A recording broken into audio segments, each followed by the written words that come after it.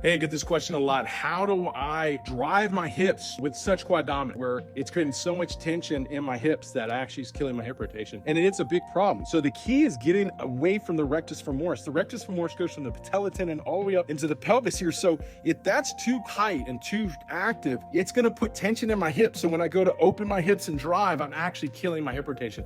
High velocity pitchers get more hip rotation and landing than low velocity pitchers. So it's important. And the key is look, this is how it works. If I flex the hip as I flex the knee, I'm going right into the rectus femoris. That's just the leverage of that muscle. I want to get into these vastus quad muscles. Turn. If I go lateral and then squat, I'm not going to be dominant in the rectus femoris. You can do it over here, but not as well. It's really that torsion effect. This is really teaching how important torsion is. So when you come out of leg lift and you load, you're falling, you've got to rotate to get into the outside part of the leg, away from the rectus femoris and get the glute on. Now what's going to happen when you open and drive, you're going to be able to lengthen the quad muscle. So because it's not tense, now you can relax as you're driving, which is tough to do because the quads in the knee, we're still extending the knee with those vastus muscles. We're just trying to get away from the activity of the rectus femoris so we can get lengthening into our drives, which are going to open our hips better, which is better going to sequence our lower half and allow us to separate and drive more energy up the kinetic chain.